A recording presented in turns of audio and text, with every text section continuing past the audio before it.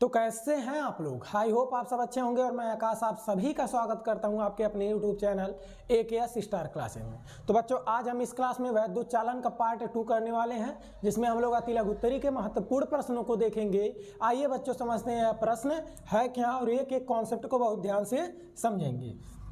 बच्चों यहाँ आप लोग देख सकते हैं कुछ प्रश्न लिए गए हैं, जिसमें से पहला प्रश्न क्या कह रहा है।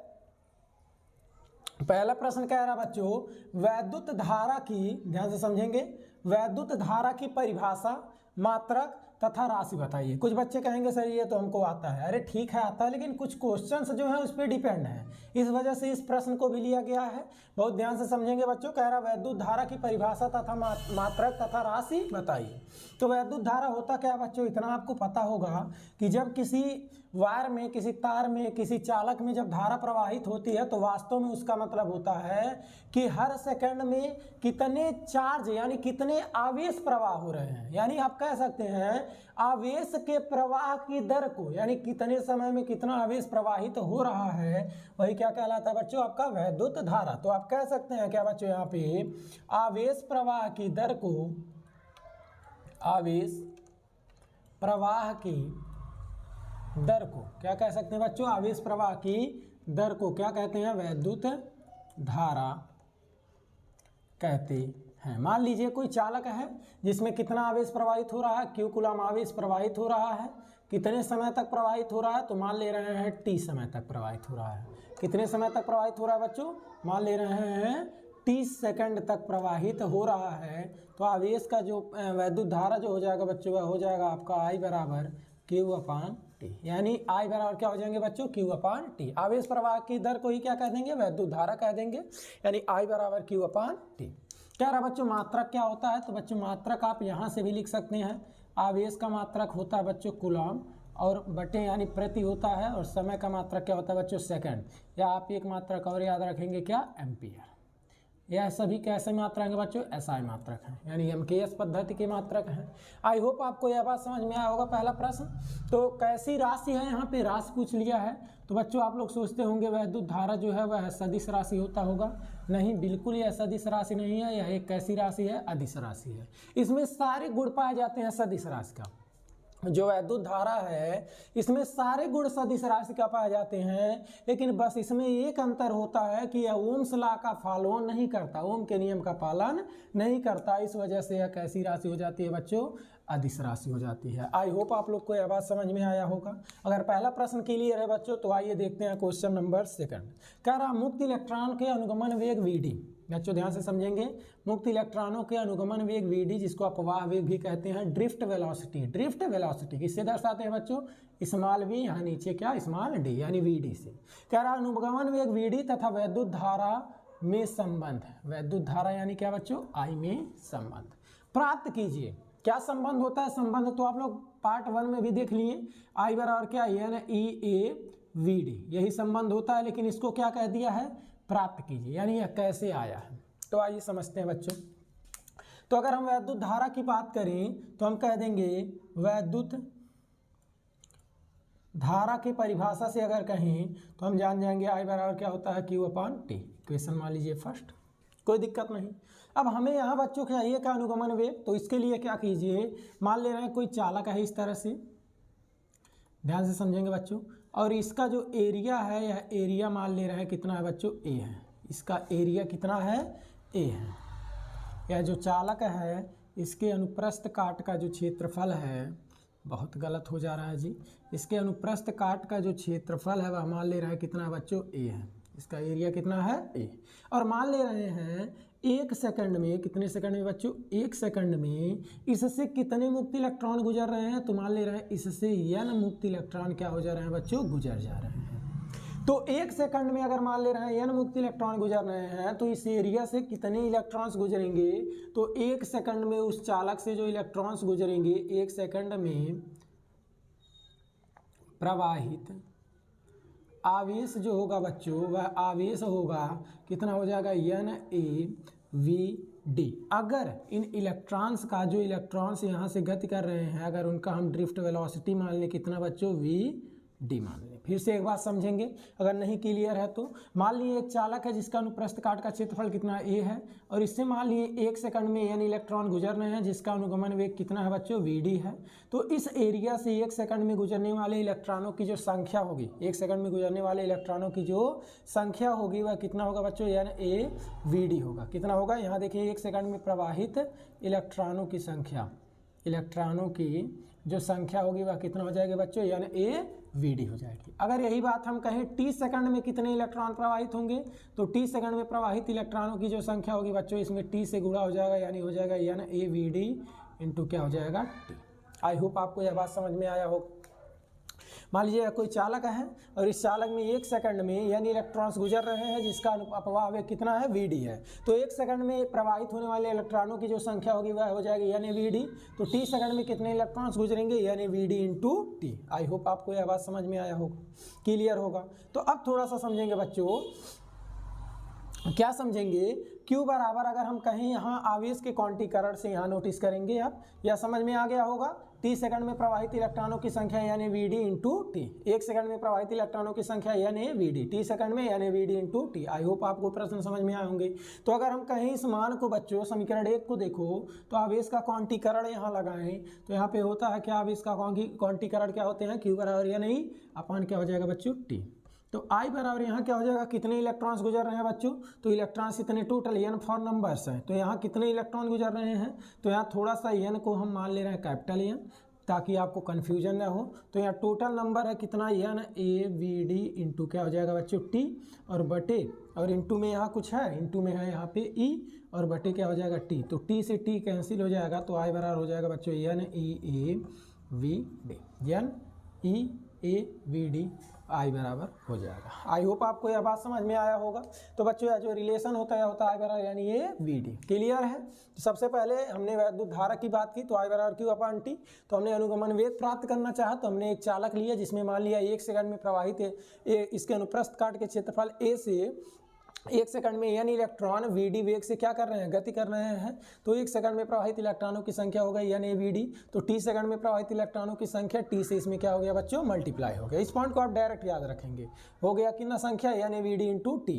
तो अब यहाँ बच्चों हमने q बराबर जब आवेश का क्वांटीकरण लगाया समीकरण 1 से, तो q बराबर हम क्या लिख सकते हैं, यानी n बराबर कितने संख्या टोटल है इतने, यानी vd इंटू टी, इंटू क्या बच्चों e अपान टी, टी से टी कैंसिल यानी ये vd। यानी हमारा जो रिलेशन हो गया बच्चों वह हो गया आई बराबर यानी ये vd। आई होप आपको यह प्रश्न समझ में आया होगा। अगर यह दोनों प्रश्न समझ में आया है तो बच्चों चलते हैं हम लोग क्वेश्चन नंबर 3 पर। क्वेश्चन नंबर 3 क्या कह रहा है देखिएगा। क्वेश्चन नंबर, अगर बच्चों रिलेशन डायरेक्ट पूछता अनुगमन वेग और विद्युत धारा में, तो आई बराबर यानी ये vd, और अगर प्राप्त करने को कहा तो इस तरह से हम क्या कर लेंगे, प्राप्त कर लेंगे। ठीक है, क्वेश्चन नंबर 3 देखेंगे। कह रहा धारा घनत्व तो क्या है बच्चों, इस पॉइंट को ध्यान से समझेंगे। यह प्रश्न अति लघु उत्तरी के लिए इंपॉर्टेंट हो सकता है आपका, क्योंकि पेपर में कई बार पूछा है धारा घनत्व तो क्या होता है बच्चों। तो आइए इस पॉइंट को समझिएगा। इसका जो सूत्र होता है उस सूत्र से हम डेफिनेशन आपको बताने की प्रयास करेंगे। तो बच्चों धारा घनत्व को दर्शाते हैं J से, और J बराबर होता है I अपान A। क्या होता है, I अपान A। यानी जो करंट डेंसिटी होता है, धारा घनत्व होता है, वह क्या होता है बच्चों, J बराबर I अपान A। अगर हम यहाँ एरिया को 1 मीटर स्क्वायर मान लें तो हमें देखने को क्या मिलेगा, J बराबर कितना I, यही देखने को मिलेगा। मतलब जो डेफिनेशन हुआ बच्चों, आप डेफिनेशन क्या देंगे धारा घनत्व का, एकांक क्षेत्रफल में प्रवाहित होने वाली धारा को ही क्या कहते हैं, धारा घनत्व कहते हैं। एकांक क्षेत्रफल में प्रवाहित होने वाली धारा को ही क्या कहते हैं, धारा घनत्व कहते हैं। क्योंकि क्षेत्रफल जब 1 माने तो I किसके बराबर हो गया, J के। तो डेफिनेशन क्या देंगे बच्चों, एकांक क्षेत्रफल में प्रवाहित होने वाली धारा को क्या कहते हैं बच्चों, धारा घनत्व कहते हैं। क्लियर है बच्चों, क्या कहते हैं, धारा घनत्व कहते हैं। डेफिनेशन समझ में आया, धारा घनत्व क्या है, तो एकांक क्षेत्रफल में प्रवाहित होने वाली धारा को ही क्या कहते हैं बच्चों, धारा घनत्व कहते हैं। कह रहा धारा घनत्व तथा अपवाह वेग में संबंध लिखिए। यहाँ समझिएगा बच्चों, कह रहा धारा घनत्व तथा अपवाह वेग में क्या लिखिए, संबंध लिखिए। तो धारा घनत्व और अपवाह वेग में संबंध अगर आपको लिखना है तो यही जस्ट आप देख सकते हैं, J बराबर हमने क्या लिखा, हमने लिखा J बराबर I अपान A। तो आप यहाँ देख सकते हैं I बराबर हमने पा लिया है, यहाँ जब नीचे यानी ये vd पा गए हैं तो लिख सकते हैं यानी E A vd अपान क्या होगा A, तो A से A कैंसिल, J बराबर क्या हो जाएगा बच्चों, यानी E इंटू vd। क्लियर है। तो बच्चों यह हो जाएगा धारा घनत्व और अपवाह वेग में संबंध। तीसरा पॉइंट कह रहा है धारा घनत्व कैसी राशि है। मोस्ट इंपॉर्टेंट पॉइंट है बच्चों, धारा घनत्व जो है यानी करंट डेंसिटी जो है वह कैसी राशि है। तो इस पॉइंट को समझेंगे। तो आप लोग सोचते होंगे सर जी धारा जो है वह अदिश राशि है, धारा कैसी राशि है, अदिश राशि है, तो धारा घनत्व भी अदिश राशि होगा। नहीं बच्चों, धारा घनत्व कैसी राशि है, तो धारा घनत्व जो है बच्चों यहाँ पे देख सकते हैं आप लोग, राशि पूछा है तो इसको यहाँ से मिटाते हैं तो यह कैसी राशि है, तो यह एक आपकी सदिश राशि है। कैसी राशि है, सदिश राशि है। इसको याद रखेंगे, धारा घनत्व तो कैसी राशि है, सदिश राशि है। ऐसा मत कह दीजिएगा यहाँ धारा अदिश है तो धारा घनत्व तो भी क्या हो जाएगा, अदिश। नहीं बच्चों, धारा घनत्व तो कैसी राशि है, सदिश राशि है। एक बार फिर इस प्रश्न को समझेंगे। कह रहा धारा घनत्व तो क्या है, तो हम कह सकते हैं एकांक क्षेत्रफल में प्रवाहित होने वाली धारा को क्या कहते हैं बच्चों, धारा घनत्व। तो हमने इस सूत्र से डेफिनेशन आपको बताया, क्योंकि एरिया को यूनिट माना तो जे आई के बराबर हो गया, तो धारा घनत्व के बराबर हो गया। तो हम कहते हैं जब एकांक क्षेत्रफल में प्रवाहित होने वाली धारा को ही क्या कह देंगे, धारा घनत्व कह देंगे। अब समझेंगे बच्चों, कह रहा है धारा घनत्व तथा अपवाह वेग में संबंध। तो धारा घनत्व तो हमने देखा जे बराबर क्या है, आई अपान ए। कहेंगे सर जी हाँ ये तो एक हो गया, अरे ठीक है हो गया जी, ये तो डेफिनेशन बनाने के लिए जो मेन सूत्र है धारा घनत्व का यही है, जे बराबर आई अपान ए। तो आई का मान रख दिए यानी ये वी डी अपान ए से ए कैंसिल, तो यह रिलेशन आ गया हमारा बच्चों धारा घनत्व और अपवाह वेग में। जे क्या है धारा घनत्व, वी डी क्या है, अपवाह वेग है। क्लियर है बच्चों। कह रहा है कैसी राशि है, तो यह आपकी सदिश राशि। आई होप यह पॉइंट भी क्लियर हुआ होगा। अब आते हैं बच्चों, कह रहा क्या गतिशीलता क्या है, क्या कह रहा बच्चों, गतिशीलता क्या है। तो इस प्रश्न को भी ध्यान से समझेंगे। चार क्या है इसको बहुत ध्यान से समझते हैं। यहाँ हो सकता हो आपको ना दिखे तो इन प्रश्नों को हम मिटाते हैं और ऊपर लिखने का प्रयत्न करते हैं। यहाँ हम इसको मिटाकर कहाँ लिखने का प्रयत्न करते हैं बच्चों, ऊपर लिखने का प्रयत्न करते हैं। तो यहाँ देखिएगा कह रहा क्या, गतिशीलता। तो गतिशीलता को पहले बच्चों जान लीजिए आप किससे दर्शाते हैं, माइक्रो से। और माइक्रो बराबर होता है बच्चों, माइक्रो बराबर होता है क्या, वी डी अपान ई। क्या कहता होता है बच्चों, माइक्रो बराबर वी डी अपान ई। अगर डेफिनेशन लिखना है बच्चों तो डेफिनेशन कैसे लिखेंगे, अगर आप वैद्युत क्षेत्र को 1 न्यूटन प्रति कूलम मान लें या 1 वोल्ट प्रति मीटर मान लें, दोनों मात्रक होता है, तो इस कंडीशन में बच्चों जो म्यू होगा आप देख सकते हैं, जो माइक्रो होगा वह किसके बराबर हो जाएगा, वह वी डी के बराबर हो जाएगा। किसके बराबर हो जाएगा बच्चों, वी डी के बराबर हो जाएगा। यानी आप कह सकते हैं क्या, किसी चालक की गतिशीलता वह अपवाह वेग है, किसी चालक की गतिशीलता वह अपवाह वेग है जो एकांक वैद्युत क्षेत्र द्वारा क्या होता है, उत्पन्न होता है। यानी किसी चालक की गतिशीलता वह अपवाह वेग है जो एकांक वैद्युत क्षेत्र द्वारा क्या होता है, उत्पन्न होता है। यानी अगर यूनिट इलेक्ट्रिक फील्ड से अपवाह वेग उत्पन्न हो रहा है तो इसी को हम क्या कह देंगे, गतिशीलता कह देंगे। आई होप आपको डेफिनेशन भी समझ में आया होगा। तो डेफिनेशन लिखेंगे कैसे, ध्यान से समझिएगा बच्चों, ध्यान से देखेंगे। किसी चालक की गतिशीलता, किसी चालक की गतिशीलता वह अपवाह वेग है, वह अपवाह वेग है जो, किसी चालक की गतिशीलता वह अपवाह वेग है जो एकांक वैद्युत क्षेत्र द्वारा उत्पन्न होता है। क्या आपको यह बात समझ में आया। तो कह सकते हैं किसी चालक की गतिशीलता वह अपवाह वेग है जो एकांक वैद्युत क्षेत्र द्वारा क्या होता है, उत्पन्न होता है। तो बच्चों मात्रक क्या होगा, मात्रक थोड़ा सा जान लिए, सूत्र तो यही हो गया, म्यू बराबर वी डी अपान ई। तो मात्रक क्या होगा, वी डी का मतलब क्या है बच्चों, मीटर प्रति सेकंड, मीटर प्रति सेकंड। और ई का देखो आप न्यूटन प्रति कूलम भी लिख सकते हैं, वोल्ट प्रति मीटर लिख सकते हैं, दोनों लिख सकते हैं। तो यहाँ ऊपर मीटर है इसलिए वोल्ट प्रति मीटर लिख दिए, मीटर ऊपर जाएगा, मीटर मीटर हो जाएंगे क्या बच्चों, मीटर स्क्वायर, और वोल्ट सेकंड हो जाएगा, क्या हो जाएगा बच्चों, वोल्ट सेकंड। आई होप आपको मात्रक भी समझ में आया होगा। तो आपको यह 4 अति लघु उत्तरीय प्रश्न हुए बच्चों। हम लोग चलते हैं नेक्स्ट स्लाइड पे और कुछ और महत्वपूर्ण अति लघु उत्तरीय प्रश्नों को देखते हैं। तो बच्चों आ चुके अपने नए स्लाइड पर, और इस स्लाइड में हम लोग कुछ और अति लघु उत्तरीय प्रश्न लिए हैं। आइए देखते हैं इन प्रश्नों को भी और बहुत ध्यान से समझते हैं। बच्चों यहाँ पे देखिए पहला प्रश्न कह रहा विशिष्ट प्रतिरोध क्या है, इसे प्रतिरोध के रूप में क्या कीजिए, व्यक्त कीजिए। विशिष्ट प्रतिरोध, ध्यान से समझेंगे बच्चों, आपको प्रतिरोध नहीं पूछा है, क्या पूछा है, विशिष्ट प्रतिरोध, और इसे किसके रूप में व्यक्त करने को कह दिया है, प्रतिरोध के रूप में। तो ध्यान से समझेंगे बच्चों, प्रतिरोध नहीं क्या पूछा है, विशिष्ट प्रतिरोध। तो ध्यान से समझेंगे विशिष्ट प्रतिरोध होता क्या है। और जस्ट यहाँ पे विशिष्ट चालकता भी पूछ लिया है। पहले इसकी बात करते हैं। ध्यान दीजिए बच्चों, अगर मान लीजिए हमारे पास कोई वायर है यानी कोई चालक इस तरह से मान ले रहे हैं, तो जब इसमें हम करंट फ्लो करेंगे, क्या फ्लो करेंगे बच्चों, धारा प्रवाहित करेंगे, तो हम देखेंगे क्या इसके यानी वायर में वैद्युत क्षेत्र उत्पन्न हो जाएगा। क्या उत्पन्न हो जाएगा बच्चों, वैद्युत क्षेत्र। मान लीजिए हमने इसमें क्या किया, धारा प्रवाहित किया इस डायरेक्शन में, तो जब धारा प्रवाहित करेंगे तो इस चालक में एक वैद्युत क्षेत्र उत्पन्न हो जाएगा।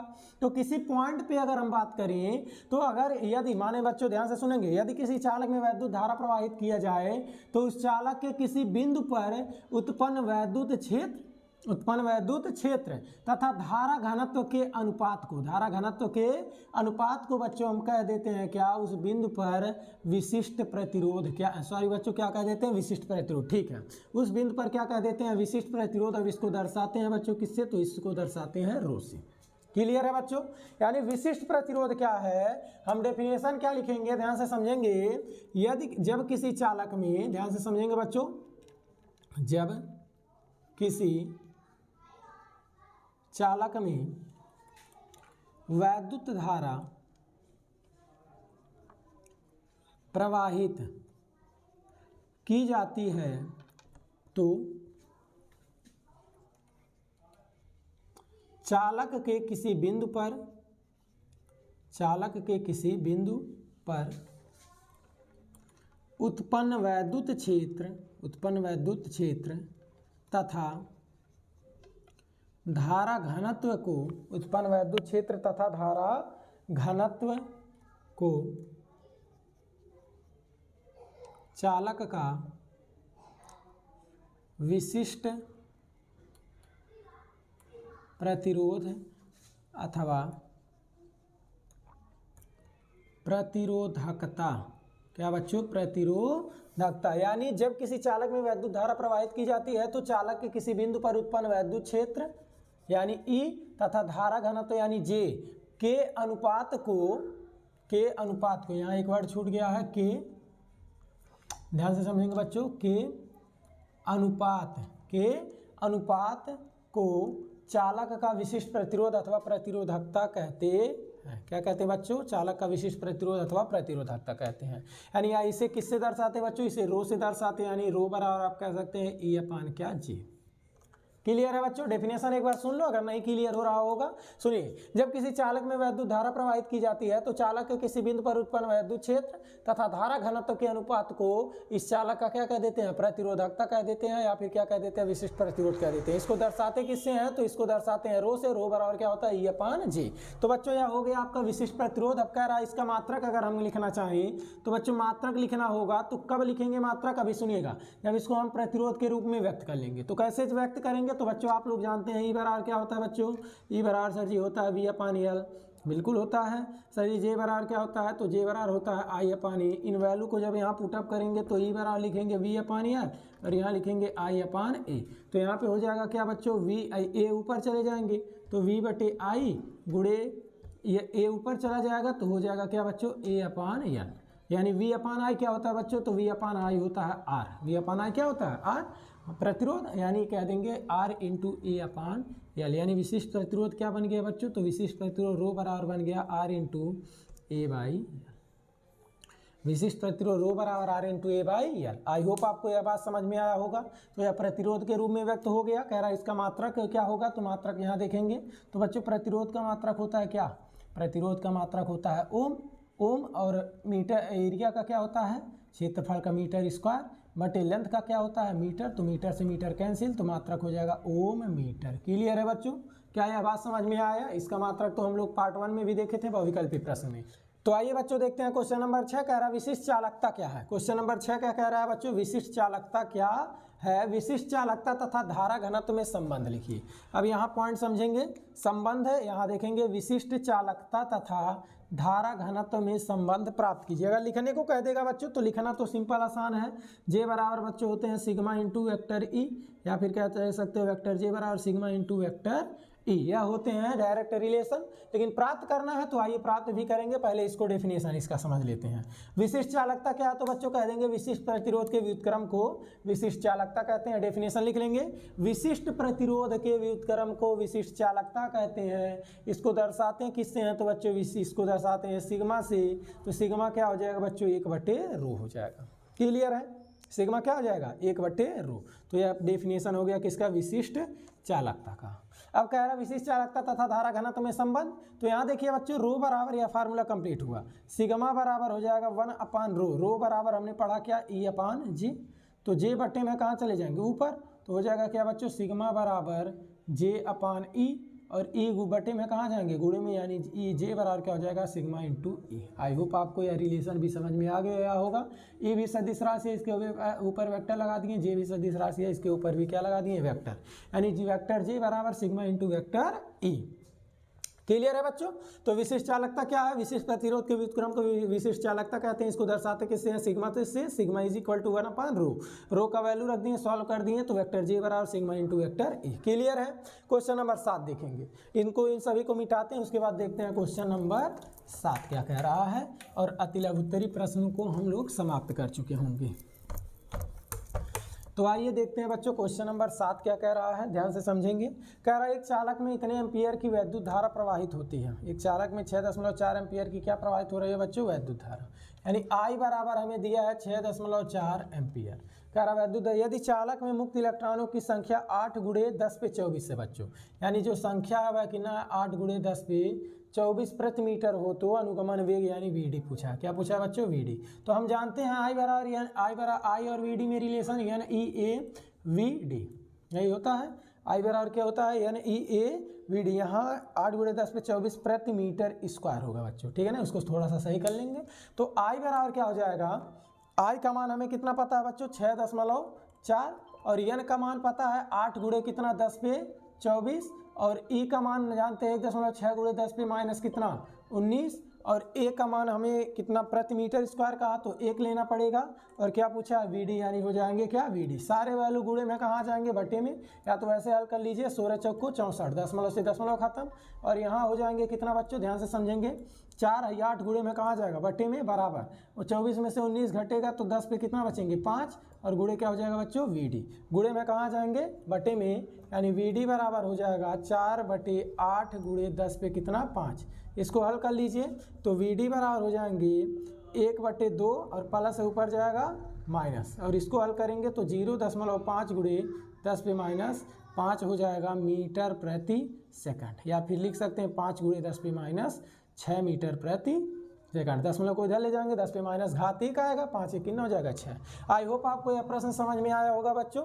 हमने इस रिलेशन पे जो भी वैल्यू दिया था सभी को बारी बारी से रख के क्या कर लिया, हल कर लिया। आ गया 5 × 10⁻6 मीटर प्रति सेकंड। अगर यह सभी प्रश्न बच्चों आपका क्लियर हुआ होगा तो हम लोग मिलेंगे पार्ट 3 में, जिसमें हम लोग लघुत्तरी और दीर्घोत्तरी प्रश्नों के महत्वपूर्ण प्रश्न को देखेंगे। तो इस वीडियो में आज के लिए इतना ही, मिलते हैं नेक्स्ट वीडियो में। तब तक के लिए धन्यवाद, ऑल द बेस्ट। वीडियो को लाइक और शेयर करना मत भूलिएगा। धन्यवाद।